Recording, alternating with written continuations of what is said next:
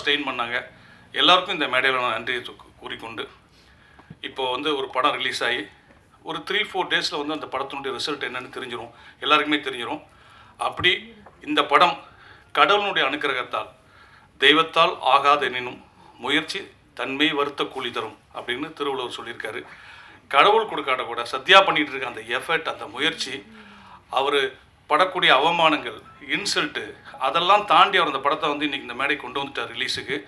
இந்த ரிலீஸில் இந்த படம் வெற்றின்னு ஒரு பேரும், படம் நல்லா இருக்குப்பா, படம் பார்க்கலாம் அப்படின்ற ஒரு பேரும் கிடைச்சி, இந்த படம் சத்யாவுக்கு மீண்டும் ஒரு படம் புக் பண்ணி கொடுத்தா கூட அது எனக்கு கிடைச்ச வெற்றியை நான் சந்தோஷப்பட்டுக்குவேன். இந்த வந்திருக்க பத்திரிகை நண்பர்கள், ஊடகங்கள் எல்லாருமே அவருடைய உழைப்புக்காக அவருக்கு நீங்கள் நிறைய சப்போர்ட் பண்ணுங்கள். இந்த படம் எல்லோரையும் நிச்சயமாக திருப்திப்படுத்தும் படம் பார்க்குறவங்கள அப்படின்னு எனக்கு ஒரு இயக்குனராக நம்பிக்கை இருக்குது. மீண்டும் ஒரு நல்ல மேடையில் உங்களை சந்திக்கிறேன். இந்த படத்தை வெற்றி பெற செய்யறதுக்கு நீங்கள் கொண்டு போய் சேர்க்குற விஷயந்தான் முக்கியம். அதை சேர்ப்பீர்கள். எப்போவுமே எனக்கு அந்த பத்திரிகையாளருடைய அந்த நட்பும் அவருடைய ஆதரவும் இருந்திருக்கு. இந்த படத்தில் நடக்கும். உங்கள் அனைவருக்கும் மீண்டும் நன்றியை கூறி விடைபெறுகிறேன். நன்றி, வணக்கம். எல்லோருக்கும் வணக்கம். மேடையில் இருக்கும் பெரியவர்களுக்கு வணக்கம், வந்த பத்திரிகை நண்பர்களுக்கு வணக்கம்.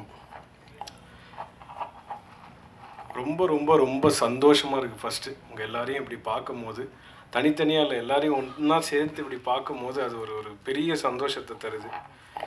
Okay, anyway, good evening to one and all. தில் ராஜா இந்த படத்துக்கு வந்து மியூசிக் டைரக்டராக மட்டும் இல்லாமல் இன்னும் ஒரு அடிஷ்னல் ஒரு விஷயத்த இங்கே சொல்கிறாங்க. இதுக்கு மேலே அதுக்கப்புறம் நடிப்பனா என்னன்னு தெரியாது. இந்த ஒரு பாட்டு ஏன் பண்ண அப்படின்ற ஒரு ரீசன் என்னன்னு நான் அதோட ஸ்டார்ட் பண்ணிக்கிறேன். படம்லாம் முடிஞ்சிடுச்சு, ஒரு இன்ட்ரோ சாங் இருந்தால் நல்லாயிருக்கும் அப்படின்னு சொல்லி எதிர்பார்த்தாங்க. சரி, ரைட்டு, நல்லா என்ன மாதிரி வேணும் அப்படின்போது ஒரு நல்ல ஒரு ஆக்ஷன், ஒரு மாஸ் சாங் வேணும். அப்புறம் நானும் டைரக்டர் சார், ஹீரோ எல்லோரும் கலந்து பேசி இது எப்படி பண்ணலாம் அப்படின்னும் போது ஒரு கொஞ்சம் ஹியூமர் இருக்குன்னு தான் நல்லாயிருக்கும். ஹியூமர்னால் யார் சார், நம்ம அந்த படத்தில் அந்த விஜய் டிவி அவங்கெல்லாம் வச்சு பண்ணுறீங்களா அப்படி தான், அப்படியே கொஞ்சம் கொஞ்சம் நவுத்தி போவாங்கள்ல, அப்படியே நெருக்கும் போது சரி ஓகே, ஏதாவது ஒரு நல்ல கண்டென்ட்டாக எடுத்து பண்ணால் நல்லாயிருக்கும். இது ஜஸ்ட் ஒரு சாங்காக இல்லாமல் இருக்குதுனா இல்லையா அப்படின்னு நினைக்கும் போது ஒரு காமெடி எலிமெண்ட் என்ன பண்ணலாம் அப்படின்னு சொல்லி யோசிச்சுட்டு இருக்கும் போது ஒன்று கிடச்சிது. சரி சார், இப்போ இது யார் சார் பண்ண போகிறா அப்படின்னு ஹியூமராக காமெடியாக யாராவது கிடைச்சா பார்ப்போம். லாஸ்ட்டாக எண்டில் ஒரு சாமியார் கெட்டப்புக்கு ஒருத்தன் தேவைப்பட்டான். அப்புறம் தான் ஃபைனலாக தெரிஞ்சது அந்த சாமியாரே நான் தான். அப்படி தான் இருக்க போகுதுன்றது ஃபைனலாக எனக்கு புரிஞ்சிடுச்சு. ஏன்னா நீங்கள் அப்புறம் சார் சொன்னார், வந்துடுங்க, காமெடி பண்ணுறதுக்கு ஆள் வேணும், யாரும் கிடைக்கல, நம்ம தான் இருந்தோம் ஃபைனலாக. அதில் என்ன ஒன்றுனா, இப்போ தான் பார்க்குறேன், நான் வனிதா மேடம் பக்கத்தில் உட்காந்து பார்த்துட்டு இருக்கும் போது அந்த ஹீரோயின் கூட அவ்வளோ எக்ஸ்போஸ் பண்ணல. நான் தான் பயங்கரமாக எல்லாம் காட்டி எல்லாருக்கும் சந்தோஷத்தை கொடுத்துருக்குறேன். அந்த பெருமை என்னை சேரும். Then coming back to Dilraja, director A Venkatesh sir படங்கள்லாம் நான் பார்த்தது உண்டு. நான் விஜய் சாரோட பெரிய ஃபேன். இப்போ விஜய் சத்யா ஃபேனு, ஆனால் விஜய் சார் ஃபேன் நான். ஸோ வந்து சார் டைரெக்ஷனில் நான் என்றைக்காவது ஒரு நாள் மியூசிக் பண்ணுற மாட்டேனா அப்படின்லாம் தவறு இருந்திருக்கேன். இந்த படம் எனக்கு கரெக்டாக வாய்ப்பு அமைஞ்சிச்சு மியூசிக் பண்ண. அவரோட எவ்வளோ படங்கள் பண்ண டைரக்டர், எவ்வளோ சீனியர் டைரக்டர். இதில் என்னென்னா, எங்கள் அம்மாவும் அவரோட டைரெக்ஷனில் ஒரு படம் பண்ணியிருக்காங்க, அதுவும் விஜய் சார் படம்னு இருக்கும்போது எனக்கு அது இன்னும் ரொம்ப ஒரு ஆர்வம். அவரோட மியூசிக்கில் எப்படி, அவரோட டைரெக்ஷனில் எப்படியாவது நம்ம ஒரு பாட்டு பண்ணிட மாட்டோமோ நினைக்கும் போது ஒரு ஃபுல் பெரிய படம் கிடச்சிது. அது ப்ரொடியூசருக்கும் விஜய் சத்யா சாருக்கு I thank this moment. Thank you bro. Then coming back to hero, இவர் என்னோட நல்ல ஃப்ரெண்ட். ஃபஸ்ட்டு எல்லாருக்கூடையும் நல்லா பழகுவார். இப்போ நீங்கள் பார்க்குறீங்களா, இந்த தோற்றம் வந்து எப்படி இருக்கணும்னா, ஒரு எக்ஸ்பென்சிவ் காரில் வந்துட்டு நிறைய ஃபோன்ஸ் வச்சுட்டு ஜாலியாக, இந்த மாதிரி ஜாலியாக இருந்தால் என்ன, பணம் போட ஆள் இருக்குதுன்னு வச்சுக்கோங்களேன், ஜாலியாக சுற்றலாம். அந்த மாதிரிலாம் இல்லை. தான் உடலை வந்து நல்லா வற்புறுத்தி ஒரு 6 பேக்கு 24 பேக்கு எவ்வளோ பேக் தெரியாது இப்போ இருக்குது, இவ்வளோ பேக்கை ரெடி பண்ணி மக்களுக்கு என்டர்டெய்னராக இருக்கணும். ஹீரோவாக நான் கேட்டேன், என்ன bro you want to become, இந்த கேஜிஎஃப்லலாம் வருமே அந்த மாதிரி ஒன்று ஆகணுமா? இல்லை bro, I want to become a nice entertainer to the ஆடியன்ஸ்னாரு. அது இந்த நேரத்தில் உங்கள் எல்லாரையும் வந்து தாழ்மையாக கேட்டுக்கிறேன். அவருக்கு உங்கள் சப்போர்ட்டை கொடுத்து அந்த லிஸ்ட்டில் அவர் அமிச்சிங்கன்னா அவர் இன்னும் உங்களுக்கு இன்னும் பெட்டர்மெண்ட் கொடுக்கறதுக்கு கண்டிப்பாக இஸ் த ரைட் பர்சன். நான் இந்த மேடையை எடுத்துக்கிறேன் சொல்கிறதுக்கு. அவருக்குள்ளே நிறைய வழிகள் இருக்குங்க. இப்படி ஸ்டைலாக உட்காந்துருக்கிறது ஓகே, பட் அதெல்லாம் நான் கேட்டேன். இந்த படம் பண்ணுறதுக்கு எனக்கும் ஒரு ரீசன் இருக்கும். சரி, ஒரு பைப்லைனில் ஒரு பெரிய படங்கள் பண்ணிகிட்டு இருக்கும்போது அப்படியே போயிடணும்னு சொல்லி நிறைய பேர் அட்வைஸ் பண்ணுவாங்க. ஆனால் ஒரு நல்ல படத்தில் நம்ம இருக்கோம், அது பெரிய படம் சின்ன படம்னு இல்லை, நல்ல படத்தில் இருக்கும் போது அது ஆட்டோமேட்டிக்காக அவங்க யார் அப்படின்னு சொல்லி தெரியும். அதுவும் எனக்கு ஒரு இவ்வளோ வருஷத்துக்கு அப்புறம் இந்த மேடையில் ஒரு கிட்டத்தட்ட 2010 நினைக்கிறேன் அம்மா வந்து ஒரு படத்தில் லான்ச் பண்ணாங்க, அதாவது ஹீரோவாக. அதுக்கப்புறம் நினச்சிட்டேன், இனிமேல் இந்த ஃப்ரேம் முன்னாடி வரவே கூடாதுல. அப்பா எவ்வளோ ஒரு ஸ்ட்ரெஸ்ஸு, எவ்வளோ ஒரு ஸ்ட்ரெயின். நம்ம பேக்லேயே இருந்து ஜாலியாக ஏசியில் ஜாலியாக மியூசிக் பண்ணிகிட்டு இருக்கலாம். கே ராஜன் சார் டைரக்ட் பண்ணி நான் அந்த படத்துக்கு மியூசிக் பண்ணியிருக்கேன்னா அப்போ பார்த்தோம் எவ்வளோ கம்ஃபர்ட்டாக நான் இருந்திருப்பேன்னு. அவரோட பாடல் வரிகளில் கூட நான் மியூசிக் கம்போஸ் பண்ணியிருக்கேன். அவர் எப்பேற்பட்ட ஆள் உங்கள் எல்லாருக்கும் தெரியும்ல. ஏன்னா அது வந்து மை கப் ஆஃப் டீ. நான் வந்து ஸ்டுடியோவில் ஒருத்தரை கன்வின்ஸ் பண்ணி பாட்டை பண்ணி அது வெளியே வரும்போது I have that confidence. But camera முன்னாடி இத்தனை பேர் அங்கே ஷூட்டிங்கில் இருப்பாங்க, நம்ம அதை வந்து உள்வாங்கி அதை வந்து ஒரு என்ன சொல்கிறது, ஒரு கடவுளாக பார்த்து பண்ணுறாங்கன்னும் போது இவங்க எல்லாருக்கும் ஒரு ஹேட்ஸ் ஆஃப். அதில் வந்து ஒரு மாற்றமே கிடையாது. இவ்வளோ பெரிய படங்கள் 27th வரும்போது நான் கூட கொஞ்சம் எனக்கு எல்லாருக்கும் இருக்கிற பயம் எனக்கும் இருக்கும். ஏன்னா என் ஃப்ரெண்ட்ஸுக்கெல்லாம் நான் வேறு சோஷியல் மீடியா அவ்வளோ இல்லை.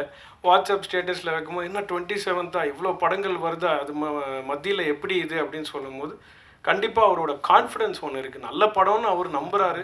அந்த நம்பிக்கையை நீங்கள்லாம் நிஜமாக்குவீங்க நான் நம்புகிறேன். ஏன்னா நான் ரீரெக்கார்டிங் பண்ணும்போது நான் பார்த்தேன், படத்தில் ஒரு அவர்ஷனோ ஏன்டா இந்த படத்துக்கு போகிறோம் அப்படின்னு இருக்காது. ஓகே, ஒரு நல்ல படம் பார்த்தோம், ஆஹா ஓஹோ பிளாக் பஸ்டரு வந்து பாரு இந்த பாடத்தை, அப்படிலாம் எதுவுமே சொல்கிறதுக்கு இல்லை. காமன் மேன் டிஃபிகல்ட்டிஸ் என்ன, ஒரு ஃபேமிலி மேனில் இருக்கிற டிஃபிகல்ட்டிஸ் என்ன தான் படம். ஸோ அந்த மாதிரி படங்கள் கண்டிப்பாக மக்கள் மத்தியில் போகும்ன்றது எனக்கு மிகப்பெரிய நம்பிக்கை இருக்குது. பெரிய படங்கள் பண்ணுறதோட நடுவில் இந்த மாதிரி ஒரு குட்டி படம் போய் வெற்றி ஆகும் போது இல்லை, ப்ரொமோஷனே தேவைப்படல, மவுத் டாக்கே. நேற்று என் ஃப்ரெண்ட்ஸ்லாம் ஒரு படம் இதை பார்த்தியா, அந்த படம் மென்ஷன் பண்ணல நான், ஏன்னா அங்கே இந்த படத்தோட ப்ரொமோஷன் ஆகிடும். அதை போய் பார்த்தியா, அந்த படத்தை பார்த்தியா, எல்லாரும் சொல்கிறாங்க, மவுத் டாக்காக இருக்குது. அப்போ போய் நம்ம பார்க்கும் போது நிஜமாக நல்லா இருக்குது. முகங்கள் விடுங்க, ஆனால் அந்த ஹார்ட் ஒர்க். ஸோ அந்த கண்டிப்பாக இந்த படம் ஒரு நல்ல இடத்துக்கு போகுன்றதை நம்புகிறேன். அந்த நம்பிக்கையை உங்களோட எல்லாரையும் ஷேர் பண்ணிக்கிறேன். யாருக்காவது இந்த பாட்டு பிடிக்காமல் இருந்தால் மன்னிச்சுக்கோங்க, வேறு வழி இல்லை. வேறு சாமிஜி யாரும் அந்த டைமில் கிடைக்கல, அந்த டைமில் அந்த கரெக்டாக அமைஞ்சுது, என்னை யூஸ் பண்ணிக்கிட்டாங்க, நானும் அதுக்கு போயிட்டேன். So thank you so much. இதுக்கப்புறம் திருப்பி சாமி ரோல்ஸ்லாம் பண்ண மாட்டேன், அவ்வளோதான். இந்த விஜய் சத்யா ப்ரோக்காக இந்த இது பண்ணேன். Bro, you have way to go and you will 100% succeed in this industry because I know the pains. You got this for you to understand what I am talking to. Because so far I know you didn't understand anything, so please give your support to him. And next movie I think you're the heroine. I don't know whether I am the music director or not. I'll take your number when I'm going down. That's why I made you to sit there. You did not sit next to me, you wanted to sit next to our hero Vijay Satya. That is his power. புரிஞ்சிச்சா? இன்னொரு வாட்டி சொல்லுவா. சரி, அடுத்த படத்தில் நம்ம இருக்கமோ இல்லையோ அந்த சைடு உட்காருமா நம்ம பேசலாம்னு நினச்சேன். அது நேராக என்னை மொக்கப் பண்ணிட்டு நீங்கள் வேணால் ஈவெண்ட் பண்ணி இங்கே வந்து உட்காந்துச்சு. ஐ ட்ரான்ஸ்லேட் லேட்டர். அது என்னென்னா கரெக்டான ஹீரோயின், கரெக்டாக அவங்களுக்கு என்ன பண்ணணும்னு தெரியுது. அதனால் அடுத்த படம் அவங்க கண்டிப்பாக இந்த மேடையிலே எடுத்துக்கிறேன். She'll shine 100%. இதில் மாற்றம் கிடையாது.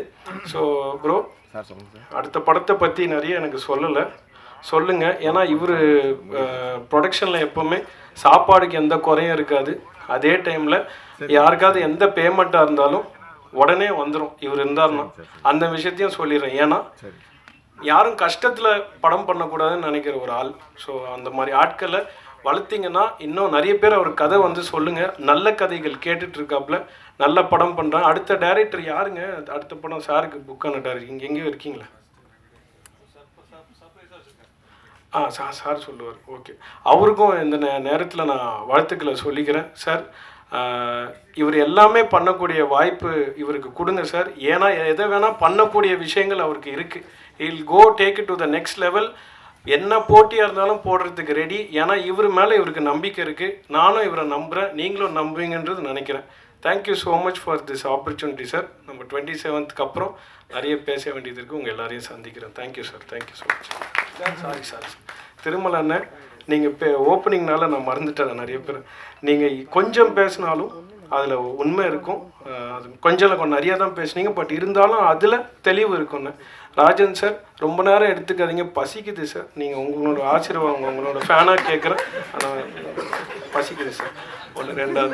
மூணாவது விஷயம், ரொம்ப கலையாக இல்லை, நாங்கள் மட்டும்தான் அப்படின்னு நினச்சிட்டு இருந்தோம். ஹாலில் நானே, சத்யா ப்ரோ இவங்கெல்லாம் உட்காந்துருந்தோம். அப்புறம் அவங்க எப்பவுமே இப்படி அமைதியாக இருக்காங்க. இவங்கெல்லாம் உட்காந்துருக்கும் போது ஹிந்திக்கார சார் ரிப்போர்ட்லாம் போட்டு உட்காந்துருந்த போது இப்படியே சைலண்ட்டாக இருந்துச்சு. அவ்வளோதானா, அப்படியே யாருமே இல்லையே, ஹீரோயின்ஸும் யாரும் இல்லை. ஏன்னா ஃபஸ்ட்டு ஆடியோ லான்ச் நடக்கும்போது ஷெரீன்லாம் இருந்தாங்க, நல்லா பேசினேன். யாரும் இல்லையோ உட்காந்து, நம்மளுக்கு என்ன செட்டுக்கு வர முடியாதுல்ல, இப்படிலாம் பார்த்து பேசினா தான் உண்டு. பார்த்தே இருக்கும்போது டக்குன்னு ஒரு அலை சவுண்டு, பயங்கரமாக ஏதோ வண்டி கிராஷ் ஆன மாதிரி பிரச்சனைலாம் ஓடுற சவுண்டு. அப்போ தெரியும் வனிதா மேடம் என்ட்ரி ஆகிட்டாங்க. அதனால் ஸோ தேங்க்ஸ். இந்த மேடைக்கு வந்து I take this opportunity and to say this movie is going to be a good entertainer. And sir, thanks for choosing me sir. என்னோடய கனவு வந்து ஒரு கனவு நினைவாயிடுச்சு சார். சார் நீங்கள் இப்போ உங்களை விட்டு வர பயமாக இருக்குது சார். நீங்கள் கொண்டாடுனால எவ்வளோ நேரம் எனக்கு தெரியும் சார். இவ்வளோ அழகாக தமிழில் தான் பேசணுன்ற எங்களோட சார் ராஜன் சார் என்ன பாட்டு எழுதியிருந்தார் தெரியுமா? ஊத்து மச்சான் ஊத்து, நீ ஓவராக தான் ஊத்து, ஏத்து மச்சான் ஏத்து, நீ ஏடா கூடமா ஏத்து அப்படின்னு சொல்லி ஒரு தத்துவ பாடலை. ஏன்னா இப்படி எழுதுவாருன்னு சொல்லிட்டு சும்மா வந்துட்டு இல்லை, நீங்கள் நல்லா இருக்க வேண்டும், 4 பேர் மதிக்க வேணாம். யார் இதெல்லாம் கேட்கறதுக்கு ரெடியாக இருக்கு சார்? நானே தூங்கிடுவேன். எனக்கும் சொன்னார், அப்படியா உனக்கு என்ன மாதிரி வேணும், அவுத்துடு ஏத்துடு இது மாதிரி வேணுமா? இல்லை சார், இந்த மாதிரி யூத்தாக கேட்கணுன்னு நான் மிரண்டுட்டேன். ஊத்து மச்சான் ஊத்து, நீ ஓவரத்தான் ஊத்துனாரு. நான் மிரண்டேன் சார். அந்த பாட்டு கண்டிப்பாக ஒரு நாள் வெளியே வந்து பெரிய தத்துவ பாடலாக வரணும்னு எல்லாம் வரல இறைவனை வேண்டிக்கிறேன். நன்றி சார். Thank you sir. தில் ராஜா படத்தை வாழ்த்த வந்திருக்கிற நல்ல உள்ளம் கொண்ட ஆருயிர் சகோதரர்களே, மேடையிலே அமர்ந்து படத்தை பற்றி விவரங்களை கூறி இந்த படம் வெற்றி பெறும், சத்யா வெற்றி பெறுவார் என உளம் நிறைந்து வாழ்த்திய என் அன்பு சகோதரர்களே, அப்பாவோட சண்டை போட்டு ஃபேமஸான வனிதா விஜயகுமார் அவர்களே, நீதா சொன்ன அதான் அது தெரியும், எல்லாரும் தெரியும். ஓகே, அதுக்கு தான் நீ சண்டையே போடுறது. நவீன கால பிரேமானந்தா, அருமை தம்பி அம்பரீஷ் அவர்களே, அவனுக்கு ஏதாவது சம்பளம் கொடுத்தா அதை வாங்கிடு. அவன் அனுபவிச்ச மாதிரி அந்த படத்தில் யாருமே அனுபவிக்கல. அவன் ஓவரா பேசிட்டு என்ன அடக்கமா பேச சொல்றான். என் பிள்ளைகளில் ஒருவன் அவன், திறமை மிக்கவன். அவனுக்கு இன்னும் ஒரு பெரிய காலம் இருக்கிறது.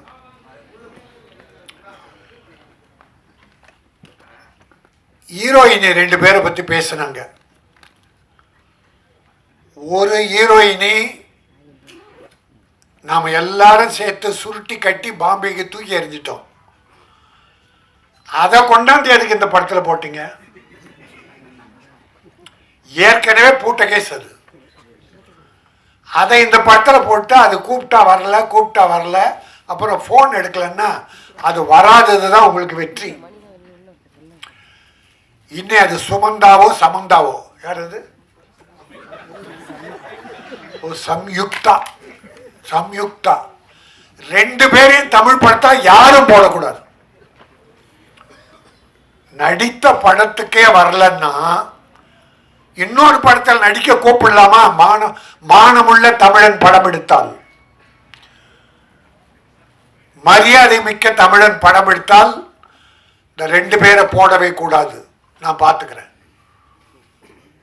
என் சங்கத்தை நான் இப்படி பயன்படுத்த விரும்பல, எல்லாரையும் வளர்த்து விட தான் நான் பாடுறேன். ஆனால் என் ப்ரொடியூசரை, என் விநியோகஸ்தர்களை கெடுக்க நினைப்பவர்கள், வேதனைப்படுத்துபவர்கள் யாரும் வளரக்கூடாது. இதோ ஒரு வடநாட்டு பெண், இந்தி பெண், அடுத்த படத்தில் நடிக்கப் போகிறார்.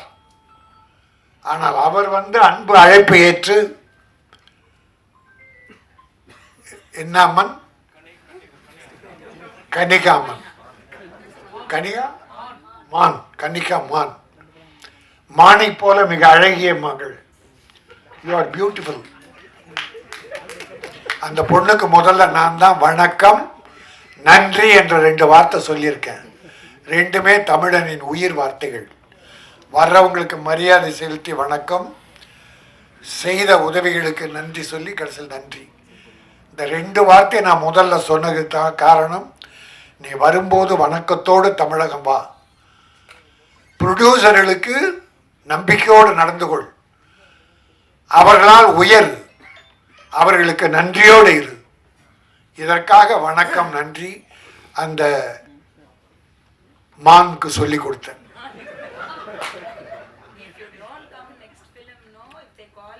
என் அருமை தம்பி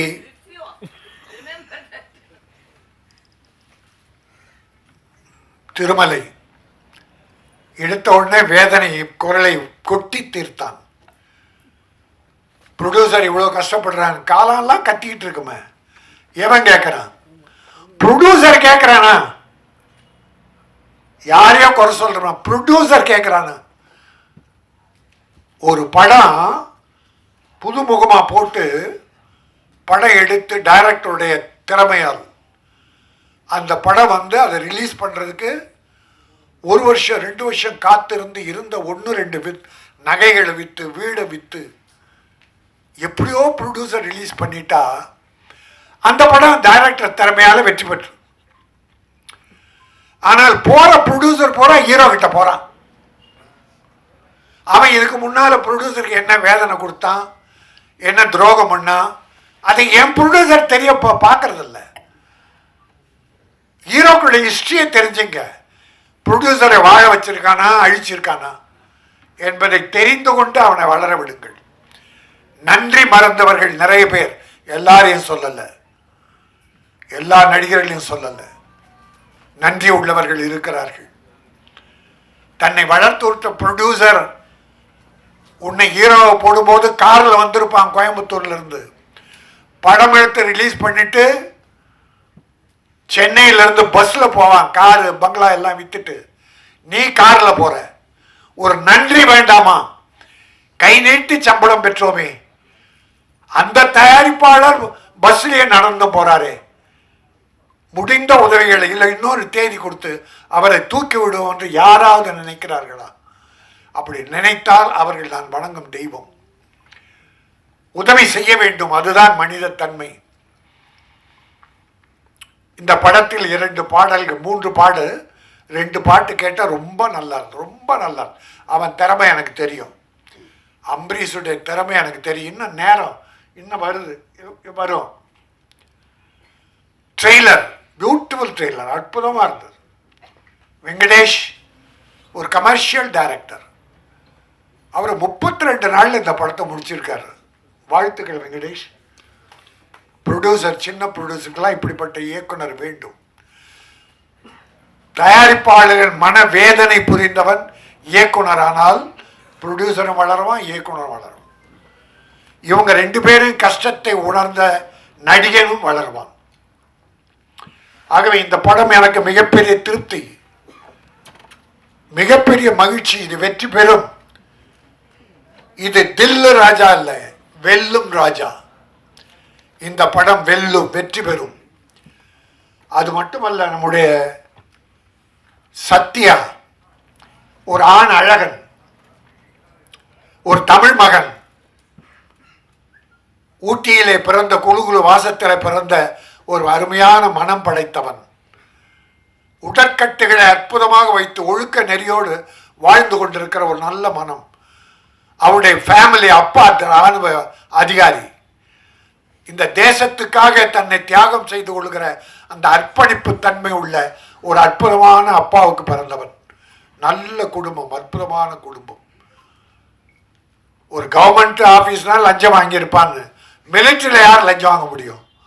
ஆக லஞ்ச ஊழலற்ற கரைபடியாத கரங்களுக்கு சொந்தக்காரரான அவருடைய இராணுவ அதிகாரி, அவர் தந்தை பெற்றவன். இவனும் தியாக உள்ளத்தோடு இந்த படம் வெற்றி பெறும், நீ வளருவாய், உன் பின்னால் பல தயாரிப்பாளர் வருவார்கள், தயாரிப்பாளருக்கு மரியாதை கொடுத்து நடந்து கொள். எல்லாரும் எம்ஜிஆர் போல வரணும், எம்ஜிஆர் போல வரணுங்கிறான். எடுத்த உடனே எம்ஜிஆர் போல சீஃப் மினிஸ்டர் ஆயிடணுன்றான். எம்ஜிஆர் எடுத்த உடனே சீஃப் மினிஸ்டர் ஆனாரா? அவர் வாழ்க்கை வரலாறு எந்த நடிக்கிறாலும் தெரியுமா? அவர் பட்ட கஷ்டம் தெரியுமா? சாப்பாட்டுக்கு வழி இல்லாமல் சத்யா அம்மா, இதை இவனுடைய பெயரை கொண்ட அவங்க அம்மா சத்யா, அந்த அம்மா 2 பிள்ளைகளை வைத்து கொண்டு சாப்பாட்டுக்கு வழி இல்லாமல் அழுதுகிட்டு இருக்கும்போது பக்கத்து வீட்டில் இருக்கிற ஒரு அம்மா நொய்யை கஞ்சிக்கு நொய் கொண்டு வந்து கொடுத்து அந்த நொய்யை கஞ்சியாக காய்ச்சி 2 குழந்தைகளுக்கு கொடுத்தாங்க. அப்படியெல்லாம் பிள்ளைகளை வளர்த்ததால் தான் எம்ஜிஆர் ஏழைகள் மீது இரக்கம் கொண்டார். நாம் பட்ட பட்னி யாரும் படக்கூடாது என்றார். அவர் எடுத்த உடனே சீஃப் மினிஸ்டர் விரும்பலை. இப்போ பல பேர் பிள்ளைகளை நீ டாக்டராக வரணும், நீ வக்கீலாக வரணும், இன்ஜினியராக வரணும், டேய் மனுஷனாக வரணும்னு முதல்ல கற்றுக் கொடுறா. டாக்டர்லாம் வரட்டும் அப்புறம். அதை போல நடிகனே நீ சீஃப் மினிஸ்டராக வரணும்னு நினைக்கிறது எம்ஜிஆரை பார்த்து. அவர் ஆரம்ப காலத்தை பட்ட கஷ்டத்தை யாராவது பட்டிருக்கிறீர்களா? அவர் எத்தனை ப்ரொடியூசரை கைதூக்கி விட்டார் தெரியுமா உங்களுக்கு? எத்தனை ஏழைகளை, எத்தனை தாய்மார்களை அள்ளி கொடுத்தார் தெரியுமா? அது தெரிஞ்சுக்காம உடனே வாங்க அரசியலுக்கு வாங்க, நான் இல்லைன்னு சொல்ல, அதில் நான் குறை சொல்லலை, அதை யாரையும் குறை சொல்ல, அந்த உரிமை எல்லாருக்கும் உண்டு. ஆனால் எம்ஜிஆர் பேர் சொல்லிட்டு வராத, நீயாவா? ஏன்னா எம்ஜிஆர்னா அதில் ஒரு 25% நல்லது பண்ணியிருக்கணும், ஏழைகளை காப்பாற்றிருக்கணும். அவ்வளோ சேர்த்தாரு, அவ்வளோ அள்ளி கொடுத்தாரு. மிஞ்சி இருந்ததை யாருக்கிட்ட கொடுத்தார்? அந்த ராமாவரம் தோட்டம் காது கேளாரோர் வாய் பேசாதோருக்கு, அந்த ஜானகி அம்மாள் காலேஜ் எல்லாரும் ஏழை கொடுத்தாரு.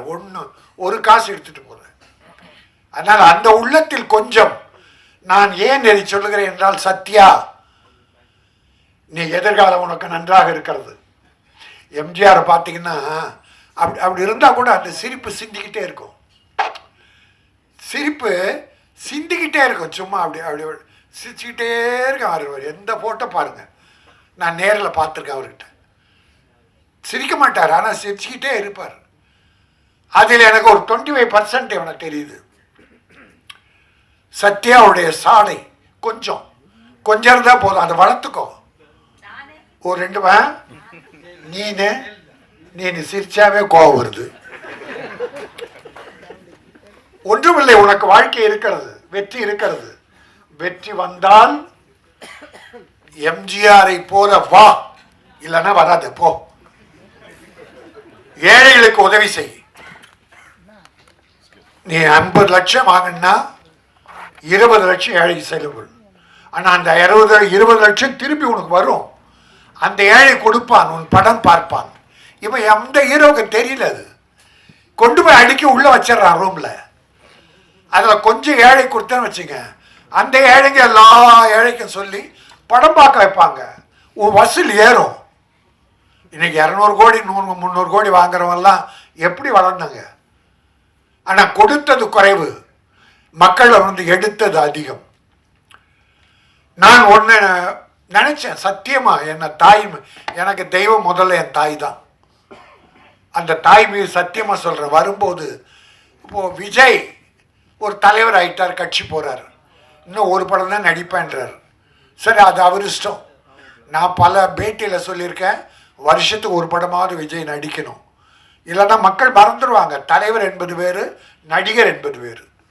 அந்த அக்கறையில் அவர் ஒரு படம் நடிக்கணும்னு இப்போவும் வேண்டுகோளை வைக்கிறேன். அந்த விஜய் இடம் காலியானால், எல்லாம் சொன்னாங்களே எம்ஜிஆர் இல்லை, ஜெயலலிதா இல்லை, வெற்றிடம்னு. இந்த மு.க. ஸ்டாலின் தளபதி வந்தார், வெற்றிடத்தை நிரப்பிட்டார். இந்த பக்கம் எடப்பாடி நிரப்பிட்டார். அதனால இடம் வெற்றிடம் என்பதே இல்லை. விஜய்க்கு பிறகு ஏன் இந்த சத்யா வரக்கூடாது? என்னமோ தெரியல, சத்தியமாக எங்கள் அம்மா சாட்சியா நான் நினச்சிக்கிட்டு வந்தேன். எங்கள் அம்மா, நான் அதுக்கு தான் எங்கள் அம்மாவை தவிர எனக்கு தெய்வம் கிடையாது. அந்த சத்தியத்தை அம்மா மேலே சத்தியமாக சொல்கிறேன். கடைசியில் பார்த்தா அது விஜய் சத்யான்னு போட்டிருக்காங்க. இங்கே வந்து பார்த்தா விஜய் அதில் இணைச்சிருக்கு. விஜய் என்பது வெற்றி. அந்த தம்பியும் பாவம் அவங்க அப்பா தயவில் கஷ்டப்பட்டு முன்னேறி வந்தது, நல்லா வந்தது, வாழ்ந்தது. இப்போ கட்சியாக இருக்குது. அது மக்கள் பார்த்து முடிவு பண்ணட்டும். நல்லது பண்ணால் ஏற்றுக்க போகிறாங்க, இல்லைன்னா ஒதுக்க போகிறாங்க. நீ மக்கள் மனதில் வாழ வேண்டும். பணம் ஒரு முக்கியம் அல்ல, மக்களுடைய மனதிலே இடம்பெறு. பணத்தின் மீது படுக்காதே, மக்கள் இதயத்திலே இரு. அந்த மக்கள் உன்னை தூக்கி விடுவார்கள். அதுதான் எம்ஜிஆர் செய்த. எல்லாமே பண்ண முடியாது எம்ஜிஆர் மாதிரி யாரும் பண்ண முடியாது. ஒரு 25% நிற்பா, இந்த மக்கள் உன்னை மறக்கவே மாட்டார்கள். நீ பெரிய ஹீரோ, எல்லாம் இருக்கு. உனக்கு பாடி லாங்குவேஜ், அழகு, உடற்கட்டு. எம்ஜிஆர் ஒரு தடவை நான் ஒரு கட்சியில் சேர்ந்தேன். அப்போது என் கூட 4 பாக்ஸருங்க வந்தாங்க, வண்ணாரப்பேட்டை பாக்ஸர்ஸ். நான் ஒரு பாக்ஸரை, உயிர் என்பன் அவன் பேர். எம்ஜிஆர் ஐயா இவன் பாக்ஸர் ஐயா அப்படின்னு அப்படியே விட்டு நின்னார். நின்று டப்புன்னு அவன் தோலை இப்படி தட்டினார். பிறகு கையை பிடிச்சார், அப்படி ஒரு அழுத்தினார். ஏன்னா பாக்ஸர்னா இந்த ஷோல்டர், கை இரும்பு மாதிரி இருக்கும். ஷோல்டர் இரும்பு மாதிரி இருக்கும். பார்த்துட்டு ஓ வெரி குட், நல்லா பண்ணு அப்படின்னார். எம்ஜிஆர் சொன்ன உடனே அது சோதனை. அதுபோல் இவன் இந்த உடற்கட்டுகள் எல்லாம் இப்படிப்பட்ட பிள்ளைகள்லாம் அவர் வளர்த்து விடுவார். எம்ஜிஆர் அவர் உடம்பை நல்லா வச்சுக்கணும், எல்லாருக்குமே உதவி பண்ணுவார். அதனால் நான் சில வழிகளை சொல்லியிருக்கேன். ஒரு அப்துல் கலாம் சொன்னாங்க, ஒரு கேள்வி கேட்டாங்க, நீங்கள் செய்த சேவையிலேயே சாதனையிலே எது உயர்ந்தது? அணுகுண்டு வெடித்ததா, ஜனாதிபதியாக இருந்ததா, இல்லை விஞ்ஞான கண்டுபிடிப்புகளா, ராக்கெட் கண்டுபிடித்ததா? எல்லாம் கேட்கும்போது அவர் சொன்னார், இது எதுவுமே என்னுடைய சாதனையில் எனக்கு மகிழ்ச்சி தரலை. நான் ஹைதராபாத்தில் இருக்கிற மாற்றுத்திறனாளி குழந்தைகள், இந்த போலியோவில் அட்டாக் ஆகி குழந்தைங்க நடக்க முடியாமல்ல, சின்ன சின்ன குழந்தைங்க, அந்த குழந்தைகள் ஒரு 3 கிலோ எடையுள்ள இரும்பு, இந்த உபகரணம் காலில் கட்டுவாங்க பாருங்க, அது நடக்கிறதுக்கு. அது அப்போ 2.5 கிலோ 3 கிலோ. அந்த குழந்தை அதையே இழுத்து தூக்க முடியாதான். அதை போய் பார்த்துட்டு வந்து பிளெயின் செய்கிற சில மெட்டீரியல்ஸ் லேஸாக இருக்குமா, ஆனால் உறுதியாக இருக்குமா, அதில் அந்த உபகரணம் செய்தார் காலில் நடக்கிறதுக்கு. அது 300-500 கிராமுக்குள்ள. அது ஒண்டிதான் நான் செய்ததிலே எனக்கு ஆத்ம திருப்தியை தருவதுன்னு அப்துல் கலாம் சொன்னார். அணுகுண்டு வெடிச்சு உலக புகழ் பெற்றார், ராக்கெட் கண்டுபிடிச்சு உலக புகழ் பெற்றார், ஜனாதிபதியாகி உலக புகழ் பெற்றார். இதெல்லாம் அவர் சாதனை இல்லையா? இந்த ஊனமற்ற குழந்தை, மன்னிக்கணும், மாற்றுத்திறனாளி குழந்தைக்கு இந்த கால் கவசம் செய்தாரு, அதுதான் எனக்கு பெருமைன்னு சொன்னான். அதே போல நீ இந்த ஏழைகளுக்கு உதவி செய்தால் அதுதான் உனக்கு பெருமை. சேர்த்து வைக்கிற பணம் எதுவும் உதவி வராது, செய்கிற சேவை வரும். நீ இன்னைக்கு ரொம்ப சுமைகளை தாங்கிட்ட. இந்த படத்தில் நீ ஒரு ஹீரோவா இல்லை, ஒரு ப்ரொடக்ஷன் மேனேஜரை விட அதிகமாக கஷ்டத்தை சிலர் கொடுத்துட்டானுங்க, துரோகிகள். நம்பி கேட்டான், இப்போ கஷ்டப்பட்டு எல்லாத்தையும் கொண்டு வந்து கரெக்ட் பண்ணியிருக்கான் ஒரு ஹீரோ. நீ இதுவரைக்கும் சுமைகளை சுமந்தால் இந்த படத்தின் மூலம் சுகம் உனக்கு வருகிறது.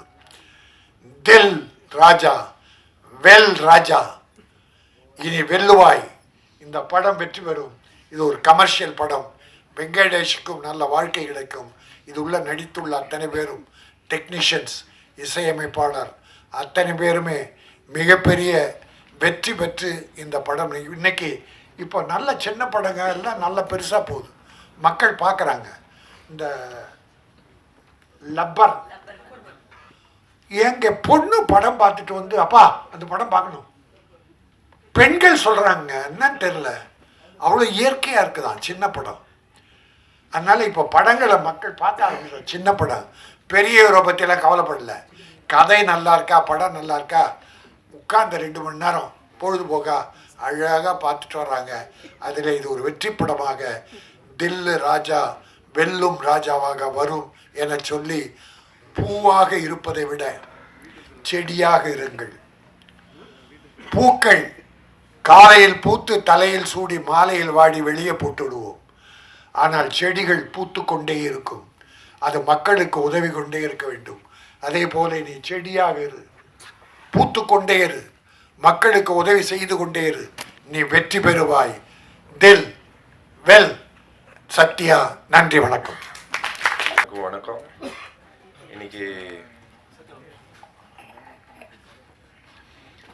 எல்லாருக்கும் நிறைய வேலை இருக்குது, எல்லாரும் ரொம்ப பிஸியாக இருக்கீங்க. அது எல்லாத்தையும் விட்டுட்டு உங்கள் டைமை கொஞ்சம் ஒதுக்கி நான் நடித்த படம் தில்ராஜாவுக்காக இன்னைக்கு எல்லாரும் இங்கே வந்ததுக்கு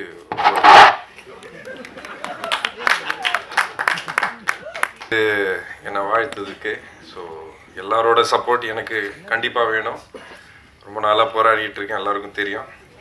இந்த படம் கண்டிப்பாக ஒரு ரொம்ப அருமையான படம், நல்ல படம். எல்லாரும் ரொம்ப ரசித்து வேலை செஞ்சு இந்த அளவுக்கு வந்திருக்கோம். ஸோ உங்ககிட்ட ரிக்வெஸ்ட் தான் பண்ண முடியும், இந்த படத்தை எந்த அளவுக்கு சப்போர்ட் பண்ணி எல்லா இடத்துலையும் கொண்டு போய் சேர்க்க முடியுமோ சேர்த்துக்கோங்க. என்னையும் கொஞ்சம் சப்போர்ட் பண்ணுங்கள். நன்றி, வணக்கம். அவ்வளோதான். இந்த டைட்டிலே வந்து ரொம்ப சினிமாவுக்கு இப்போ ஏற்ற டைட்டிலாக இருக்குது. ஏன்னா தில் ராஜா, இப்போ ஒவ்வொரு தயாரிப்பாளர்களுக்கும் தில்லு வேணும். காரணம், ரிலீஸ் பண்ணுறதுல ஒரு பெரிய தில்லாக இருக்குது. ஒவ்வொரு படங்களும் வெளியே வர்றதுக்கு மாபெரும் போராட்டங்கள் இருக்குது. அந்த போராட்டத்தில் தில்ராஜா வந்து ஒரு அருமையான டைட்டிலு. அன்பு தம்பி சத்யா வந்து எப்பவுமே தில்லான ஆளை பார்க்குறதுக்கு தான் உங்களுக்கு வந்து பாலிவுட் ஆர்டின்னு சொல்லிங்க சுத்த தமிழ். இந்த படத்தில் வந்து ஒரு மாபெரும் வெற்றி அவருக்கு காத்துட்ருக்கு. அதுக்கு முழுக்க முழுக்க வெங்கடேஷ் சார் தான் சேரும். ரொம்ப கடுமையாக உழைச்சி அந்த படத்தை வந்து வெற்றிகரமாக முடித்து கொடுத்துருக்காரு. அவ்வளோ பெரிய வெற்றிகள்லாம் கொடுத்துட்டு வந்த வெங்கடேஷ் சார் வந்து அந்த படத்தை வந்து சத்யாவை ஒரு பெரிய மாற்றத்தை உருவாக்கியிருக்கு. இந்த படம் சாங் பார்க்கும்போதே உங்களுக்கு எல்லாருக்குமே தெரியும். ரொம்ப அழகான ஒரு படமாக இந்த படத்தை சத்யாவுக்கு அமைச்சு கொடுத்துருக்க வெங்கடேஷ் சாருக்கு ஒரு பாராட்டு சொல்லணும். காரணம், ஹீரோங்களால் தான் நிறைய படங்கள் வெளியே வர முடியாமல் நிற்கிறது. இப்படிப்பட்ட ஒரு ஹீரோவெலாம் உருவாக்க முடியாதான் தமிழ் சினிமாவுக்கு ஒரு வரமாக இருக்குதுன்னு நினைக்கிறேன். சாங்கு பார்க்கும்போது விஷுவலாக படம் எடுக்கும்போதே அதை பார்த்தேன், ரொம்ப அழகாக வந்துட்டு இருந்து. ஸோ இதில் பார்க்கும்போது ஷெரீன் வந்து இப்போ நடிச்சிருக்காப்புல ஒரு பொண்ணு போல் இருக்குது. ஏன்னா பழைய ஹீரோயினியாவே தெரியல, இப்போ புது ஒரு ஹீரோயினே எப்படி இருக்குன்னா எல்லாரும் கேட்குறாங்க. எங்கள் ராஜா அண்ணன் பக்கத்தில் யார் ஹீரோயின் கேட்டார். அவ்வளோ அழகு அந்த பொண்ணு அழகாக இந்த படத்தில் நடிச்சிருக்காங்க. இந்த 27க்கு எவ்வளோ பெரிய படங்கள் போட்டி போடுறதுன்னு உங்களுக்கு எல்லாருக்கும் தெரியும். ஏன்னா டெய்லியும் 2 ப்ரெஸ் சந்திச்சுட்டே இருக்கீங்க. ஒரு தயாரிப்பாளருக்கான அங்கீகாரம் எங்கே கிடைக்கும்னு சொன்னால் அந்த வெற்றி படத்தில் தான். இந்த எல்லா படமும் லாஸ்ட் வீக்கு ரிலீஸ் ஆகிருக்கிற படங்களும் வெற்றி படங்கள் தான். அதை மீறி வெளியில் இருக்க போஸ்டர் பார்க்கும்போது ஒரு கார்த்திக் படத்துக்கும் தில்ராஜாவுக்கும் தான் போட்டி கணக்காக ஒரு போஸ்டர் பார்க்கும்போது ஒரு லுக் இருந்தது. நேற்று நைட்டு ஒரு போஸ்டர் பார்க்குறேன், 27ன்னு போட்டு அந்த ஒரு யூத்து ஜென்ரேஷனோட அந்த தில்ராஜா போஸ்ட்டும் இந்த பக்கம் கார்த்திக் சார் படம் போஸ்ட்டும் பார்க்கும்போது இந்த படத்தில் ஒரு இம்ப்ரெஸ் இருக்குது. யூத் வந்து இந்த படத்தை பார்க்கணும்னு தோன்ற அளவுக்கு ஒரு இந்த கதையில் இருக்குது. மியூசிக் பார்த்துருப்பீங்க, நிறைய படங்கள் பண்ணிக்கிட்டே இருக்காப்புல அன்பு சகோதரர் அம்ரீஷ் அவர்கள். இந்த படத்துக்கு ரொம்ப ஹார்ட் ஒர்க் பண்ணியிருக்காப்புல. அவர் கம்முன்னு நடிக்க ஆரம்பிச்சாருன்னா ரொம்ப இதை விட பிஸியாக இருக்கலாம்னு தோணுது இந்த படத்தை பார்க்கும்போது. சாங்கில் ஆமாம், அதை விட ஒன்று கொஞ்சம் நடித்தா நல்லா இருக்குன்னு நினைக்கிறேன். ரொம்ப நல்லா இருக்குது அந்த சாங்கில் பார்க்கும்போது. அவருக்கும் என்னுடைய வாழ்த்துக்கள். மேடம் வந்து ரொம்ப கோச்சிக்கிட்டாங்க பார்க்கும்போது. அவங்க வந்து கோவப்படாமல் சொல்லியிருக்காங்க. அதான் அவங்க சிரிச்சுக்கிட்டே அதை சொன்னாங்க. அதனுடைய வேதனை என்னன்றது நம்ம ரொம்ப புரிஞ்சுக்கணும். அது யாராக இருந்தாலும் சரி, இந்த படத்தை எடுத்து முடிக்கிறதுக்கு மாபெரும் போராட்டத்தில் இந்த படத்தில் 24 மணி நேரம் ஒரு நடிகனாக மட்டும் இல்லாமல் விஜய் சத்யா இந்த படத்தை ஒரு தயாரிப்பாளராக இன்னைக்கு வரைக்கும் சுமந்துக்கிட்டு போகிறார். ரிலீஸ்க்கு அப்புறமும் சுமக்கணும், ரிலீஸ்க்காக அதை முடிச்சும் சுமக்கணும். ஏன்னா அதனுடைய வழிகள் ஒவ்வொரு நாளும் அந்த பணத்தை போட்டு போட்டு படத்தை வருமானு தெரியாமல் ஒரு நடிகனாக பணம் வாங்கிட்டு ஜாலியாக சுற்றுறத விட்டுட்டு ஒரு தமிழ் சினிமாவில் ஒரு படைப்பை தன்னை ஹீரோ வச்சு எடுக்கிற படத்தை தான் வெளியே கொண்டு வரணும்னு போராடக்கூடிய இப்படிப்பட்ட ஹீரோகள்லாம் இருந்தாங்கன்னா தமிழ் சினிமா உச்சத்தில் இருக்கும். தயாரிப்பாளர்கள் வந்து நிம்மதியாக படுத்து தூங்கலாம். இப்போ தயாரிப்பாளர் யாருமே நிம்மதியாக தூங்கலை. எனக்கு தெரிஞ்ச ஒரு 6 மாதமாக யாருமே நிம்மதியாக தூங்கலை. இப்போ ரிலீஸ் ஆகிருக்கிற இன்க்ளூடிங் ஒரு 2 நாளுக்கு முன்னாடி மகாராஜான்னு ஒரு போஸ்ட் பார்த்துருப்பீங்க, 100 நாள் போஸ்ட்டு. ரொம்ப நாளைக்கு அப்புறம் 100 நாள் போஸ்ட் பார்த்துருப்பீங்க. அவங்க கூட தூங்கலை. எவ்வளோ பெரிய வெற்றின்னு உங்களுக்கு தெரியும். அதை கடந்து அதுக்கு செலவு பண்ணியிருக்காங்க. ஆனால் பாம்பேலேருந்து ஒரு ஹீரோயினி அவங்கள வந்து டிக்கெட் போட்ட உடனே அவங்க டீமோடு வந்து இந்த படத்தை வாழ்த்தணும்னு சொல்லி இங்கே வந்து சத்யாவோடைய ரிலீஸ் முன்னாடியே வந்து நிற்கும் போது ரொம்ப நம்ம வந்து மகிழ்ச்சியாக பார்க்க வேண்டியதாக இருக்குது. ஆனால் இந்த படத்தில் சம்பளம் வாங்கிட்டு இந்த படத்திலே நடிச்சுட்டு இந்த படத்துக்கே வராமல் இருக்கிற ஒரு நடிகைகள் பார்க்கும்போது கோபத்தினுடைய உச்சத்துக்கு போக வேண்டியதாக இருக்குது. அவங்க தான் நடித்த படத்துக்கு டைலரில் இல்லைன்னு அவங்களுடைய ஆதங்கம் அந்த உணர்வு இருக்குது. அதை போட வேண்டியது கடமை. ஆனால் இந்த படத்தில் முன்னுரிமை கொடுத்து நடிச்சிருக்கக்கூடிய சரின்னு அவங்களாம் காணாமல் போன ஆர்டிஸ்ட்டு. அப்படி காணாமல் போன ஒரு ஆர்டிஸ்ட்டை கூப்பிட்டு வந்து நடிக்க வச்சு எவ்வளோ பெரிய டைரக்டர். ஸோ இவர் வந்து ஹீரோவை நடிச்சிருக்காரு. இப்போ இந்த படங்கள் வரும்போது அவங்க 5 நாள் வந்து இங்கே தங்கணும், தங்கி இந்த படத்தினுடைய ரிலீஸுக்கு ப்ரொமோஷன் பண்ணணும். அதுதானே ஒரு ஆர்டிஸ்டுடைய கடமை. அதே போல் சமுத்தியான்னு ஒரு ஆர்டிஸ்ட் நடிச்சிருக்காங்க. ஃபோன் போட்டு கூப்பிட்டா வந்து நடிச்சிருக்கோன்னா ஒரு ஃபங்க்ஷனுக்கு வந்து இந்த படத்தை பற்றி பேசி இந்த படத்தில் நடிச்சிருக்க கேரக்டர் சொல்லி இதிலெல்லாம் நாங்கள் வாழ்ந்துருக்குன்னு சொல்லும்போது தான் அது வந்து ஆடியன்ஸுக்கு போய் தேரும். இந்த படத்தில் இவங்க நடிச்சிருக்கு.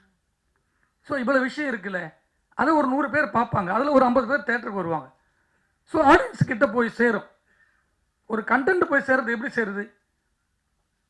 அவங்களே அதில் இருக்கிறவங்க வந்து சொல்லும் போது தான் சந்தோஷம். பெரிய டாப்பில் இருக்க எல்லா நடிகருடைய படத்துக்கு வந்து நிற்கிறாங்க.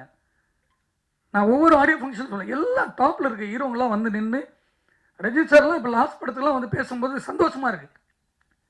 ஆனால் இப்போ அப்கமிங்கில் வரப்போ ஒரு படத்துக்கு இவங்கெல்லாம் வந்து சமித்யா அந்த பக்கம் இவங்கெல்லாம் ஒரு ஆர்டிஸ்ட் கூட வரலன்னா யாருமே வந்து சும்மா நடிக்கல. ஒரு தயாரிப்பாளருடைய படத்துக்கு எதுக்கு வராங்க? பணம் வாங்கிட்டு தான் நடிக்கிறீங்க. பணம் கொடுக்கலைன்னா உடனே கம்ப்ளைண்ட் பண்ணுறீங்க நடிகர் சங்கத்துக்கு. பணம் கொடுக்குற வரைக்கும் விட மாட்டேன்றீங்க ஒரு தயாரிப்பாளரை.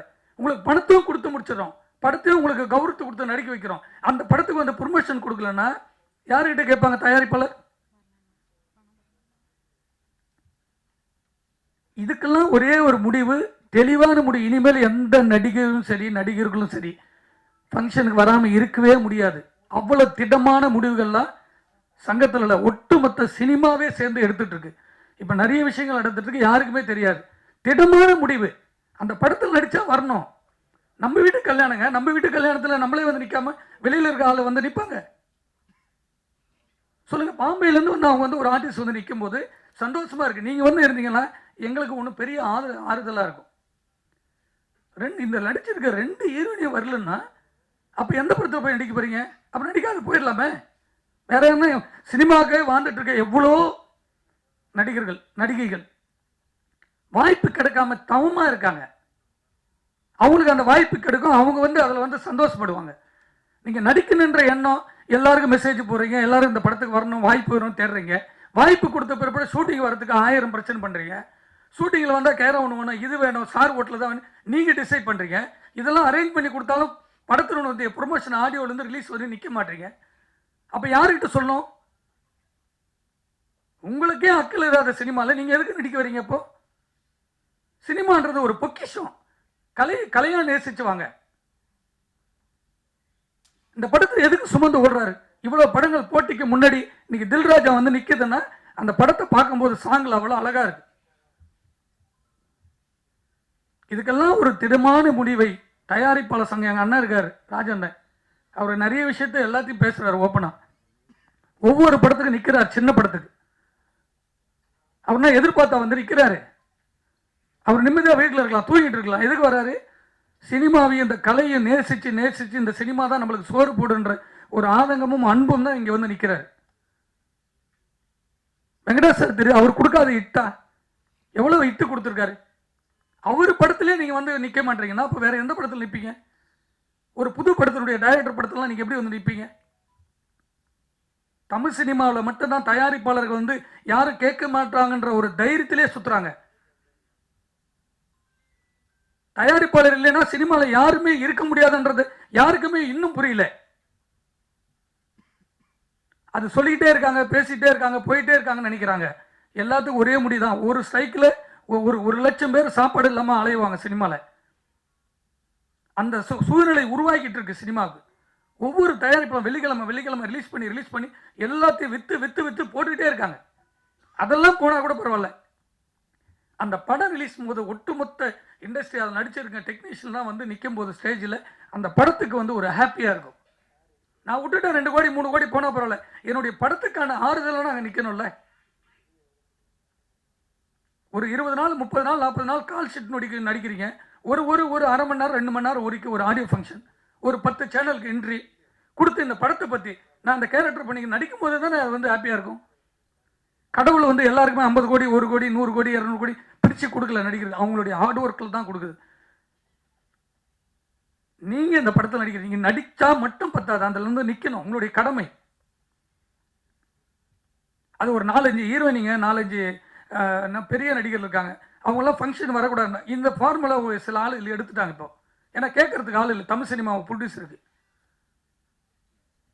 நயன்தாரா சொந்தமாக படம் எடுத்து அவங்க போய் ஸ்டேஜில் நிற்கிறாங்க, ஒரு ப்ரொடியூசர் எடுக்கிட்ட வந்து நிற்க சொல்கிறாங்க பார்க்கலாங்க, வரதே கிடையாது.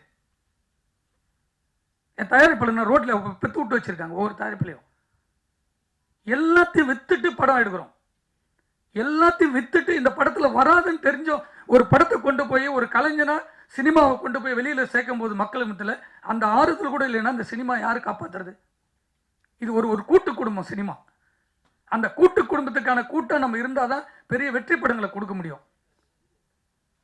இந்த தில்ராஜா ஒரு அழகான படம், ஒரு மாபெரும் வெற்றி. இந்த படம் வந்து ஆக்ஷன் ஹீரோவாக தம்பிக்கு உருவாக்கணும். அதே போல் எனக்கு உண்மை ஹாப்பியாக இருக்குது. ஹிந்திலெலாம் வந்து நான் ஒரு 7 வருஷம் ஒர்க் பண்ணேன். ஒரு ஆர்டிஸ்ட் பிளான் பண்ணிட்டாங்கன்னா அந்த ப்ராசஸ் அப்படியே வந்து பக்காவாக இருக்கும். ஷூட்டிங் டைம்னா ஷெட்யூல் போட்டு அங்கே ஸ்பாட்டில் இருப்பாங்க. 4 மணி நேரம்னா வேறு எதை பற்றியும் போய் யோசிக்க மாட்டாங்க, அது ஸ்கிரிப்டில் தான் இருப்பாங்க. நான் சொல்கிறது அமிதாப் பச்சன் உட்பட. அவர் வந்து உட்காந்துட்டாருன்னா ஸ்டேஜில் வேறு எதுவுமே பண்ண மாட்டார், அது ஸ்கிரிப்ட் மட்டும் தான் யோசிப்பார். பெரிய டாப்பில் இருக்க ஆர்டிஸ்ட்டு, ஹீரோயினி கூட உட்பட. இங்கே மட்டும்தான் இப்போ சினிமாவில் வரும்போதே கேரம் உள்ள க்ளீனாக இருக்கான்னு கேட்குறது, ஸ்டார் ஹோட்டலில் ரூம் இருக்கார். நம்ம எதுக்கு வரோம்? பீச்சில் போய் நான் தண்ணியில் குளிக்க போகிறேன், அப்போ எதுக்கு அங்கே கேர விடுவேன்? அந்த கதைக்கு என்ன தேவை? அதோடு ஒன்றி வீட்டுக்கு போனால் நம்ம நிம்மதியாக இருக்க போகிறோம், குளிச்சுட்டு எல்லாருமே தண்ணி தான் தலைமையில் ஊற்ற போகிறோம். ரொம்ப வேதனையாக இருக்குது. ஒரு ஃபங்க்ஷனுக்கு கூட சின்ன படத்துக்கு ஆர்டிஸ்ட் வரல, யாருமே வரலன்னா அந்த கதைக்காக சுமந்துக்கிட்டு போகிற ஒரு தயாரிப்பாளர், ஒரு ஹீரோவை, ஒரு டைரக்டர் தான்.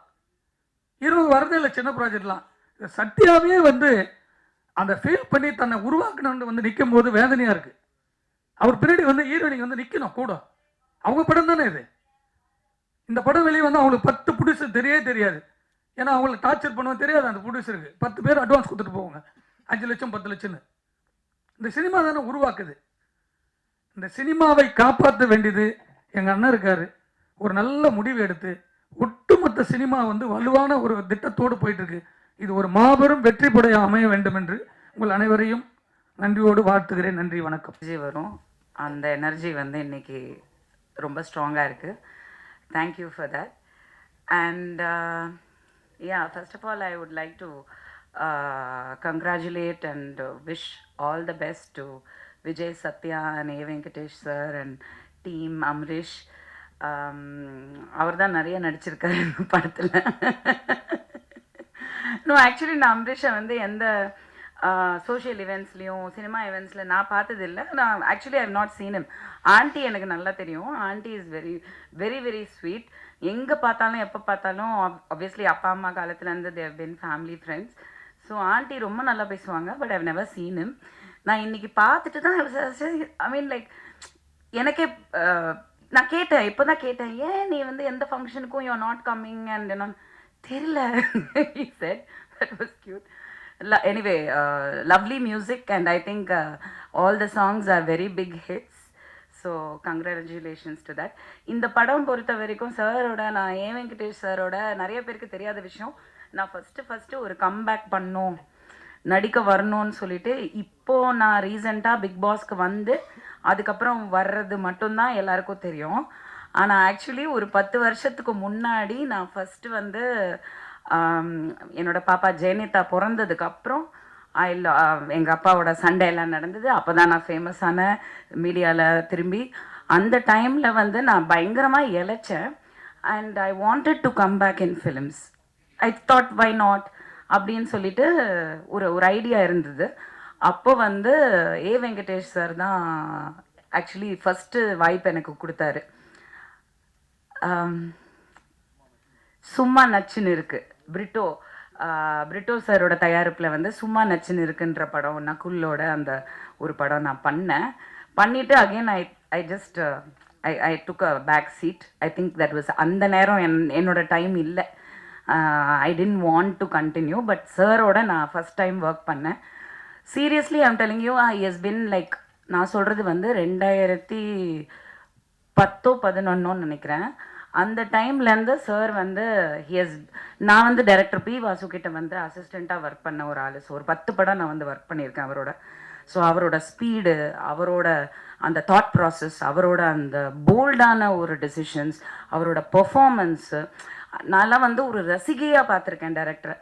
என்னோட குரு, அவரை பார்த்து நான் வளர்ந்துருக்கேன், ஒரு ஆர்டிஸ்டாக வளர்ந்துருக்கேன். இன்றைக்கி எனக்கு பெர்ஃபார்ம் பண்ண முடியுது அப்படின்னா ஐ திங்க் டெஃபினெட்லி ஒரு டைரக்டர் லைக் பி வாசு கிட்ட ஒர்க் பண்ணது மட்டும்தான். நான் 4 படம் பண்ணேன். அந்த படத்தோட நான் அவ்வளோதான், I got married and settle down. But அந்த 4 படத்தை விட நான் ஒரு அசிஸ்டன்ட் டைரக்டராக ஒர்க் பண்ணது தான் இன்றைக்கும் எனக்கு சினிமாவுக்கு, ப்ரொடக்ஷனுக்கு, எல்லாத்துக்குமே ஹெல்ப் ஆகுது. அந்த விதத்தில் அந்த வரிசையில் பார்க்கும்போது கேஎஸ் ரவிக்குமார் சார், யூனோ தேர் சில டைரக்டர்ஸ் வந்து ஒரு ஹீரோவை விட ஒரு ஜாஸ்தி ஒரு பர்சோனா, ஒரு அவங்கக்குள்ள ஒரு தேஜஸ், அவங்கக்குள்ள ஒரு ஸ்பீடு, ஒரு நம்ம ரசிப்போம், ஒரு ஆர்டிஸ்டாக ரசிப்போம் இந்த டைரக்டரை. அந்த மாதிரி நான் ஒர்க் பண்ணதில் வந்து A Venkatesh sir is one of the ace directors. ரொம்ப அடக்கமான ஒரு you know down to earth person. யாருமே வந்து அவர் பந்தாவே பண்ணிக்க மாட்டார். அவர் அவ்வளோ ஸ்வீட். த்ரூ த இயர்ஸ் நான் இப்போ ஒரு 4 படம் ஒர்க் பண்ணிட்டேன் அவரோட. அண்ட் அவர் இந்த படத்துக்கு கூப்பிட்டப்போ ஒரு 2 days ஆக்சுவலி என்ன ஆச்சுன்னா, இங்கே இருக்க தேன்மொழி என்னோட அட்ரெஸ்ஸு, அவங்க மூலியமாக தான் இந்த மாதிரி ஒரு படம் எடுக்கிறாங்க. சார் வந்து என்னை கேட்டார், ஒரு 2-3 days தான் ஒர்க்கு, பட் ஒரு நல்ல ரோலு அப்படின்னு சொன்னாங்க. அப்புறம் எனக்கு காலே வரல. சம்திங் ஹேப்பன், யாரோ நடுவில் வந்து கேம் விளையாடிட்டாங்க ஆஸ் யூஷுவல். எனக்கு கால் வரல. எனக்கு வந்து சார் படம்னோன்னா நான் யாருக்கும் அந்த மாதிரி கால் பண்ண மாட்டேன். சார் படம்னோன்னா நான் வந்துட்டு நம்பர் வாங்கி ஸ்பெசிஃபிக்காக சாருக்கு கால் பண்ணேன். நான் சொன்னேன், சார் என்ன சார் நீங்கள் ஏதோ இந்த ஒரு கேரக்டர் ஏதோ நீங்கள் சொன்னீங்களா, அதுக்கப்புறம் என்னாச்சு சார்னோன்னா அவருக்கே தெரியல. அவர் சொன்னார், ஏம்மா உங்களை அப்ரோச் பண்ணாங்களாமே, நீங்கள் ரொம்ப பணம் கேட்டீங்களாமே. நான் சொன்னேன், சார் என்னை பற்றி கொஞ்சம் விசாரிச்சுட்டு பேசுங்க, நான் வந்து நிறைய பணம் கேட்டேன்னு சொன்னால் தயவு செஞ்சு நம்பாதீங்க அப்படின்னேன். அப்படியா, சரி ஓகே நான் பேசுகிறேன். நான் சொன்னேன், சார் நீங்கள் எதுவுமே பேசாதீங்க, எப்போ ஷூட்டிங், எங்கள் லொக்கேஷன் மட்டும் சொல்லுங்கள், நீங்கள் என்ன கொடுத்தாலும் நான் வாங்கிக்கிறேன். ஆனால் உங்கள் படத்தில் நீங்கள் அந்த கேரக்டருக்கு கூப்பிட்டுட்டு நான் வராமல் இருக்க மாட்டேன் அப்படி சொல்லி நானா லொக்கேஷன் போய் ஒர்க் பண்ண ஒரு படம்னா அது தில் ராஜா தான். அப்போ வந்து ஆக்சுவலி நான் how to call you Satya ஒன்லினோ விஜய் சத்யா. ஸோ சத்யாவை நான் பார்த்தப்போ நான் ஏதோ இவர் டைரக்டர்ஸை சொன்ன மாதிரி நான் சொன்னேன், நான் நினச்சேன் ஏதோ எனக்கு சிம்ரனோட ஹஸ்பண்ட் ஞாபகம் வந்தது. ஆக்சுவலி தீபக் தான் ஞாபகம் வந்தது. ஆக்சுவலி ஒரு younger version of Deepak, really you know, because அப்போத்துலேருந்து நான் பார்க்குறனால எனக்கு ஏதோ இந்திக்கார பையன் போல இருக்கு, ஓகே அப்படின்னு நினச்சேன். பார்த்தா கோயம்புத்தூர், ஊட்டி ஊட்டி பக்கா தமிழ், அந்த கலர்லாம் வந்துட்டு ஊட்டியோட அந்த இதனால வந்து colour. But very very very well behaved and very decent gentleman. அங்கே ஸ்பாட்லேயே எனக்கு தெரிஞ்சது his education, his knowledge and passion for cinema. Seriously இந்த விஷயம் நான் சொல்லி ஆகணும். இன்றைக்கி நான் ஒரு ப்ரொடியூசர், நானும் நான் வந்து Vanitha film productions. MGR Sivaji Rajini Kamal was my 4th film. இப்போ ஒரு 5th ப்ரொடக்ஷன் போயிட்டுருக்கு.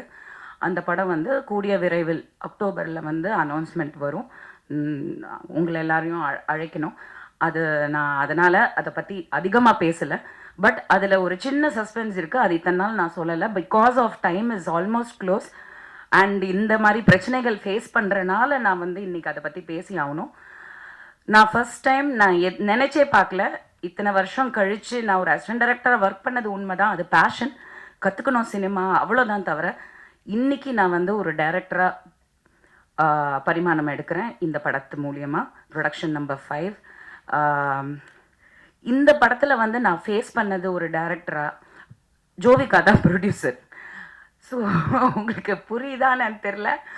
ஆனால் ஒரு ஃபஸ்ட்டு படத்துலேயே வந்து எவ்வளோ சினிமாவை பற்றி கற்றுக்க முடியுமோ.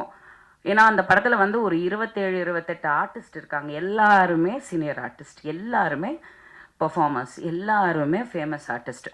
இத்தனை பேரை வச்சு நாங்கள் தாய்லாண்டில் ஒரு 70% கம்ப்ளீட் பண்ணி, இங்கே வந்து ஒரு 30% கம்ப்ளீட் பண்ணி இப்போ போஸ்ட் ப்ரொடக்ஷன் போயிட்டுருக்கு. வித் காட்ஸ் கிரேஸ் படம் முடிஞ்சது. ஆனால் ஒரு ஹீரோவோட சப்போர்ட் வந்து இந்த அளவுக்கு இருக்கணுங்க. Seriously I have to tell you. ஏன்னா நான் பார்த்தப்போ வெறும் ஹீரோவாக தான் பார்த்தேன். ஆனால் இந்த படத்தில் இன்றைக்கி ப்ரொடியூசரை தாண்டி வந்து நின்று ஒரு படத்தை வந்து நம்ம கொண்டு வரணும். இவ்வளோ எஃபர்ட் போட்டாச்சு, அதை கொண்டு வரணும், ரிலீஸ்க்கு கொண்டு வரணும்.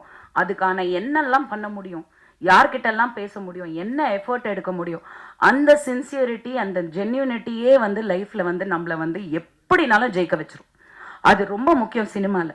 அது இல்லாதனால தான் சினிமா அழிஞ்சிட்ருக்கு. பட் என்னன்னா இது எப்போவுமே நீடிக்கணும். சத்யா கரெக்டாக இவங்க பாம்பேலேருந்து வந்திருக்காங்க. She is Kannika. Hi, thank you for coming from Bombay like a south Indian girl. But remember one thing I am telling you today, be like this for ever. நாளைக்கு உனக்கு மேபி பல கோடி ரூபாய் சம்பளம் கிடச்சி பெரிய ஹீரோயின் ஆகலாம். ஆனால் நீங்கள் இப்போ what ever you are, remain the same. ஏன்னா எல்லாம் ஆரம்பத்தில் நல்லா தான் இருக்காங்க. அதுக்கப்புறம் வந்து கோடி, 10 கோடி, 7 கோடி, 6 கோடி அந்த படத்தில் வர்ற மாதிரி டைலாக் தான். ஸோ அந்த விதத்தில் வந்து I wish Sathya all the best. I think he is performed very well and he looks like நிஜமாக வந்து ஒரு பெரிய கமர்ஷியல் ஹீரோக்கான ஒரு லுக் கண்டிப்பாக இருக்குது. தமிழ் பையங்க சப்போர்ட் பண்ணுங்க. ஹிந்திக்கார பையன் கிடையாது. ஹிந்தி தெரியாது போடா சொல்லு அந்த மாதிரி. And I thank A Venkatesh sir and Amrish and K Rajan sir. நான் சொன்ன மாதிரி இந்த படத்தில் ஹீரோயின் வரல, லேடி ஆர்டிஸ்ட் வரலன்னா ஃபர்ஸ்ட் இவர் வந்துடுவார். சார் சப்ஸ்டிடியூட் நீங்கள் தான் சார், வேற என்ன சார், யார் சார் அட்ராக்ட் பண்ணுறது ஆடியன்ஸையும் ப்ரெஸ்ஸையும்? ஃபஸ்ட்டு நீங்கள், நெக்ஸ்ட்டு நான் ஒரு கொசுறு மாதிரி உங்கள் கூட வருவேன். நடித்தேனோ இல்லையோ நான் அங்கே இருப்பேன். ஸோ அந்த விதத்தில் நான் எப்போவுமே சொல்லுவேன், ஆடியோ ரிலீஸ் மேட்ஸ் நாங்கள் எல்லாமே எப்போவுமே ஆடியோ ரிலீஸில் மட்டும்தான் சந்திப்போம். இது ஒரு க்யூட்டான ஒரு ஸ்டோரியாக இருக்குது. ஆக்சுவலி ஒரு நல்ல line. Anyway I wish all the best.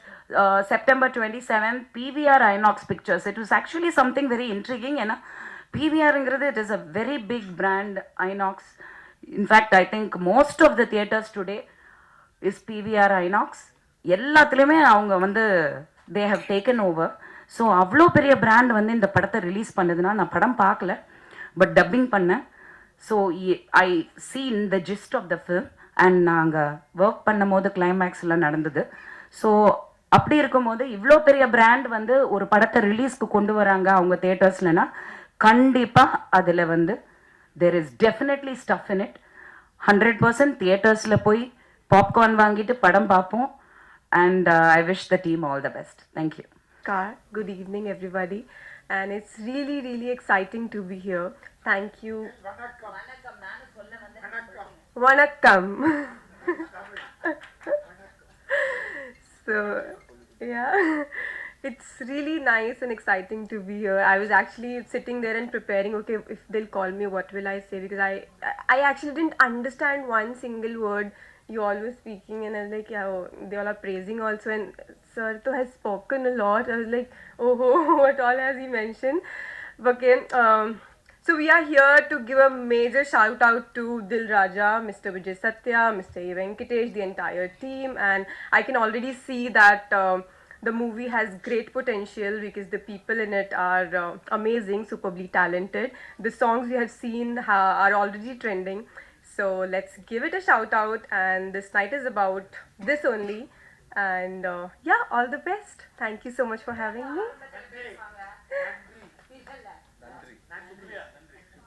Nandri.